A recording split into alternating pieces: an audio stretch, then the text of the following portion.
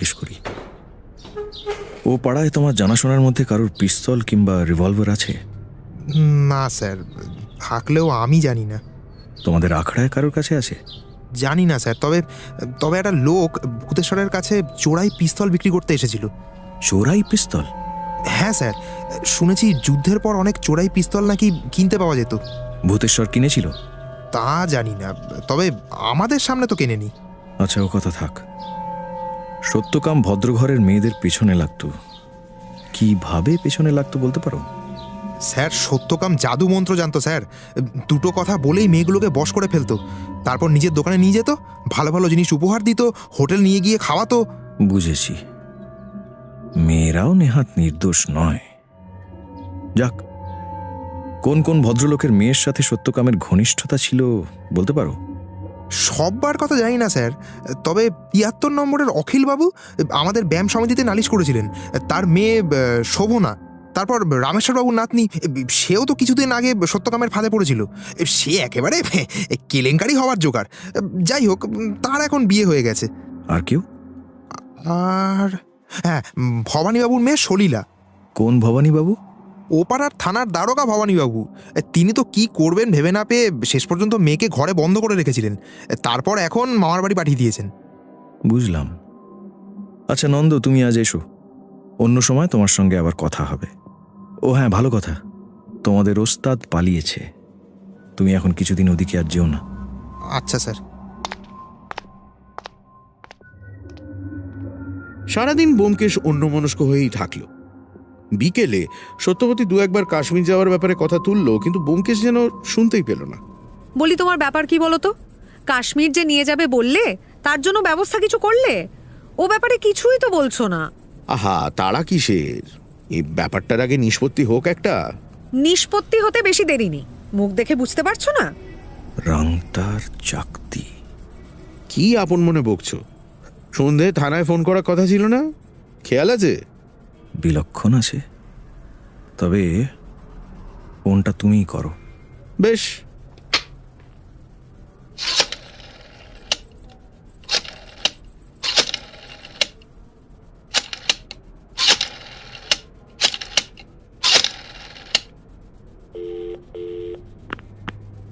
Hello hello, হ্যাঁ ভবানীবাবু, আমি অজিত, ব্যোমকেশের বন্ধু। আজ ওই বেলার দিকে গিয়েছিলাম। ও হ্যাঁ, ওই সত্যকামের পোস্টমর্টেম রিপোর্টটার ব্যাপারে তো এইমাত্র রিপোর্টটা এসেছে, বুঝেছেন? দাঁড়ান দেখি।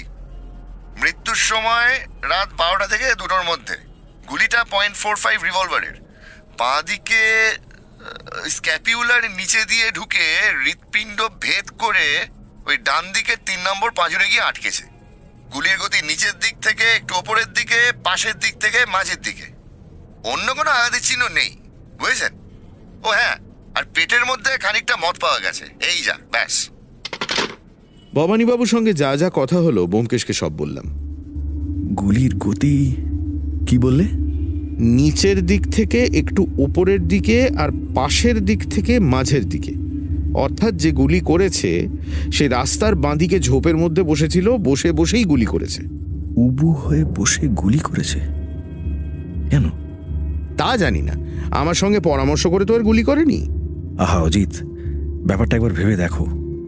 তোমাদের ধারণা আততায়ী আগে থেকে ফটকের ভেতরের দিকে লুকিয়েছিল। সত্যকাম ফটক দিয়ে ঢুকে 20-25 ফুট রাস্তা পার হয়ে সদর দরজার সামনে এসে কড়া নাড়ল, তখন আততায়ী তাকে গুলি করল। আমার প্রশ্ন হচ্ছে, কেন? সত্যকাম যেই ফটক দিয়ে ঢুকলো, আততায়ী তখনই তাকে গুলি করলো না কেন? তাতেই তো তার সুবিধে, গুলি করেই চট করে ফটক দিয়ে বেরিয়ে যেতে পারত, টার্গেট মিস হওয়ার ভয়ও থাকতো না। তবে প্রশ্নের উত্তরগুলো তুমিই দাও। প্রশ্নের উত্তর সম্ভবত এই যে আততায়ী ওদিক থেকে গুলি করেনি, কিন্তু তার চেয়েও ভাববার বিষয়, রাংতার চাকতিটা কে লাগিয়েছিল, কখন লাগিয়েছিল এবং কেন লাগিয়েছিল? ওটা তাহলে কাকতালীয় নয়? যতই ভাবছি ততই মনে হচ্ছে এই দুইয়ের মধ্যে একটা যোগ আছে। সেই কানেকশনটা জানতে পারলেই সমস্যার সমাধান হয়ে যাবে। অজিত, সত্যকামের সঙ্গে কি কি জিনিস ছিল থানায় টেবিলের উপর দেখেছিলে, মনে আছে? Cigarette case, wrist watch, money bag, মদের ফ্লাস্ক আর আর আর ও হ্যাঁ, একটা ইলেকট্রিকের টর্চ ছিল। Electric torch? কলকাতায় পথ চলার জন্য তো ইলেকট্রিক টর্চ লাগে না। কিন্তু ফটক থেকে দরজা পর্যন্ত যেতে গেলে লাগে।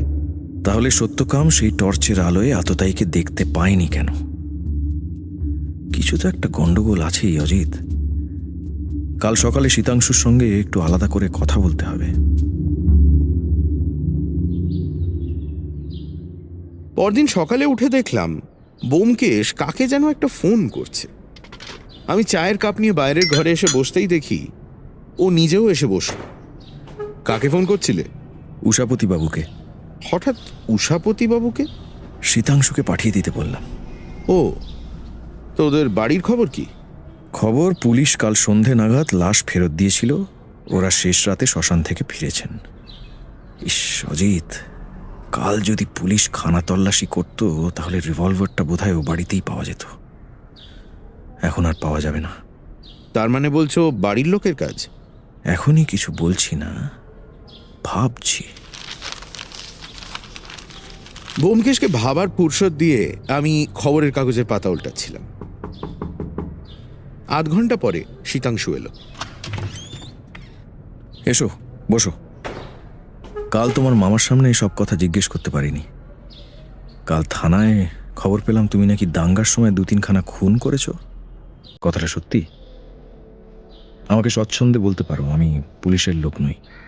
হ্যাঁ, ওরা আমার বাবাকে জানি। কি দিয়ে খুন করেছিলে? ছোড়া দিয়ে। তুমি কখনো রিভলভার ব্যবহার করেছো? না, সত্যকামের রিভলভার ছিল? জানি না, বোধহয় ছিল না। বাড়িতে কোনো আগ্নেয়াস্ত্র ছিল কিনা জানো? না, জানি না। সত্যকামের সঙ্গে তোমার সদ্ভাব ছিল? না, আমরা দুজনেই দুজনকে এড়িয়ে চলতাম। সত্যকাম লম্পট ছিল, তুমি জানতে? হ্যাঁ, জানতাম। তোমার বাবাকে তুমি ভালোবাসতে, তোমার বোন চুমকিকেও নিশ্চয়ই ভালোবাসো। সত্যকামকে খুন করার ইচ্ছে তোমার কোনোদিন হয়েছিল? বলতে হবে না, আমি বুঝেছি। সত্যকামকে তুমি কি শাসিয়েছিলে? হ্যাঁ, শাসিয়েছিলাম। তাকে বলে দিয়েছিলাম বাড়িতে বেচাল দেখলেই খুন করব। সে রাতে সহদেবের চিৎকার শুনে তুমি সদর দরজায় গিয়ে কি দেখলে? দেখলাম সত্যকাম দরজার বাইরে মুখ থুবড়ে পড়ে আছে। কি করে দেখলে? সেখানে আলো ছিল? হ্যাঁ, সত্যকামের হাতে একখানা জ্বলন্ত টর্চ ছিল, তারই আলোতে দেখলাম। তারপর মামা এসে সদরের আলো জ্বাললেন। ও কথা থাক। সত্যকামকে নিয়ে তোমার মামা মামিমার মধ্যে খুব অশান্তি ছিল নিশ্চয়ই? অশান্তি? হ্যাঁ, ঝগড়া বকাবকি এরকম অবস্থায় যা হয়ে থাকে। না না, ঝগড়াঝাটি হতো না। একেবারেই না? না, মামা আর মামির মধ্যে তো কথাই নেই। কথা নেই মানে? মানে মামা মামির সাথে কথা বলেন না, মামি মামার সাথে কথা বলেন না, এইটাই। সে কি? কবে থেকে? আমি যবে থেকে দেখছি। আগে যখন মানিকতলায় ছিলাম প্রায়ই মামার বাড়িতে আসতাম, তখনও মামা মামিকে আমি কথা বলতে শুনিনি। তোমার মামি এমনিতে মানুষটি কেমন? ঝগড়ুটে? মোটেই না, খুব ভালো মানুষ। বেশ, তুমি আসতে পারো। সাবধানে যেও। শীতাংশু চলে যাওয়ার পর ব্যোমকেশ নিজেই উঠে দরজা বন্ধ করে এলো। একখানা সিগারেট ধরিয়ে মনের সুখে ধোঁয়া ছাড়তে ছাড়তে আমার দিকে তাকালো। কি বুঝলে? স্বামী স্ত্রীর দীর্ঘ বিবাদ পুত্রবিয়োগে কি তবে ঘুচে গেল? সেটাই তো ভাবছি। বড় ট্র্যাজিক গল্প। শীতাংশুকে কেমন মনে হলো? মনে তো হলো সত্যি কথাই বলছে। ছেলেটা বুদ্ধিমান, ভারী বুদ্ধিমান। বলতে বলতেই দেখি ব্যোমকেশ যেন ধ্যানে মগ্ন হয়ে গেল। আমি ওকে আর বিরক্ত না করে খবরের কাগজের বাকিটুকুতে চোখ বুলিয়ে নিচ্ছিলাম।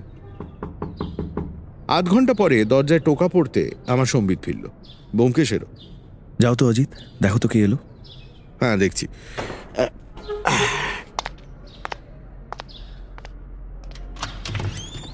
ও, উষাপতি বাবু, আসুন আসুন, ভেতরে আসুন।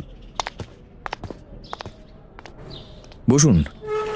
আপনাকে বড় ক্লান্ত দেখাচ্ছে যে, চোখ জোড়াও লাল। শরীর ঠিক আছে তো? আমি ঠিক আছি। আমি এখনই উঠব।